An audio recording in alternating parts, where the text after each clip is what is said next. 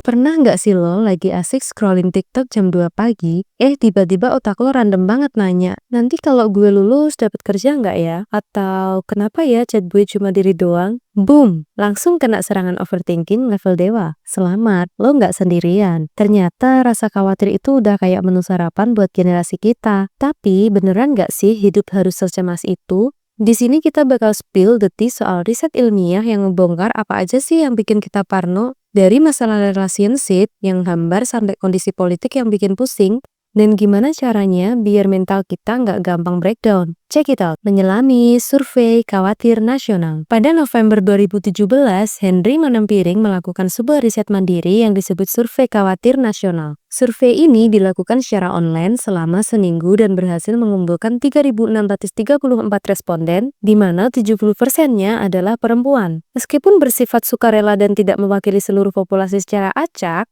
survei ini memberikan gambaran nyata tentang apa yang dirasakan oleh responden, terutama generasi milenial atau kelahiran 1980 sampai kelahiran 2000. Data menunjukkan bahwa 63% responden mengaku merasa lumayan khawatir atau sangat khawatir tentang hidup mereka secara umum. Ini berarti hampir 2 dari 3 orang yang kita temui mungkin sedang memikirkan beban hidup yang berat. Apa saja yang paling bikin cemas? Berdasarkan dokumen tersebut, kekhawatiran ini terbagi ke dalam beberapa aspek kehidupan, yaitu pendidikan atau studi. 53% responden yang masih sekolah atau kuliah merasa khawatir dengan studi mereka. 3 penyebab utamanya adalah tugas atau paper yang macet, hilangnya motivasi belajar, dan ketakutan akan nilai jelek atau tidak lulus. Masalah biaya pendidikan berada di urutan keempat. Masalah yang selanjutnya yaitu hubungan atau relationship. Menariknya, masalah percintaan bukanlah sumber kekhawatiran utama bagi mayoritas responden. Hanya 30% dari mereka yang memiliki pasangan merasa khawatir tentang hubungannya. Bagi mereka yang cemas, isu utamanya adalah ketidakpastian masa depan hubungan, rasa hambar, serta isu perselingkuhan atau restu orang tua. Status jomblo. Buat kamu yang sendirian, tenang saja. Tingkat kekhawatiran kaum jomblo ternyata sama dengan yang punya pasangan, yaitu sekitar 30%. Hal ini menunjukkan bahwa memiliki pasangan tidak otomatis mengurangi rasa khawatir dalam hidup, pekerjaan, dan bisnis. Sekitar sepertiga responden atau 33% merasa cemas soal karir. Ketakutan terbesarnya adalah merasa stuck atau jalan di tempat, gaji yang tidak cukup, dan performa kerja yang dianggap tidak memuaskan. Masalah yang selanjutnya yaitu keuangan dan menjadi orang tua. Keuangan menjadi beban pikiran bagi 53% responden.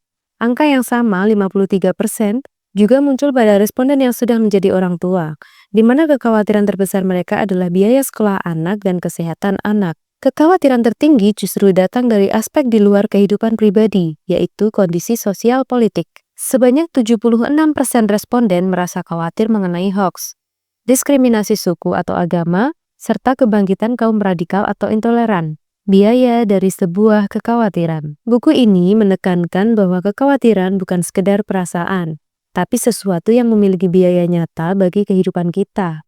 Menguras energi pikiran. Berpikir dan khawatir berlebihan membutuhkan energi fisik. Setiap kalori yang terbuang untuk cemas adalah energi yang seharusnya bisa digunakan untuk hal-hal produktif lainnya. Membuang waktu dan uang. Khawatir tanpa solusi hanya akan membuang waktu berharga.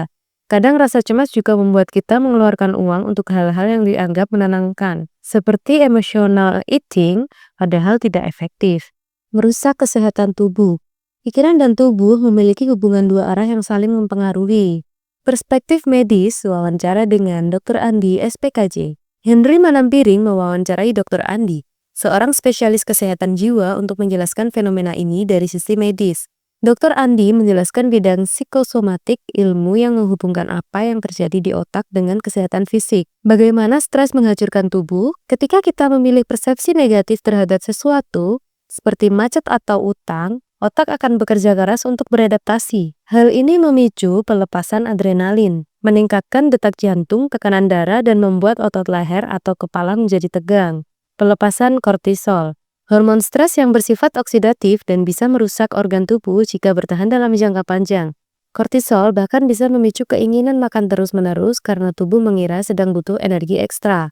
Dr. Andri menekankan bahwa masalah sebenarnya bukanlah stres itu sendiri, melainkan reaksi kita terhadap stres tersebut. Bukan stres yang membunuh kita, tapi reaksi kita terhadapnya.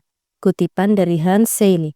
Perbedaan takut, cemas, dan depresi. Dalam wawancara tersebut dijelaskan pula batasan-batasan kondisi mental yang sering dialami anak muda, yaitu takut.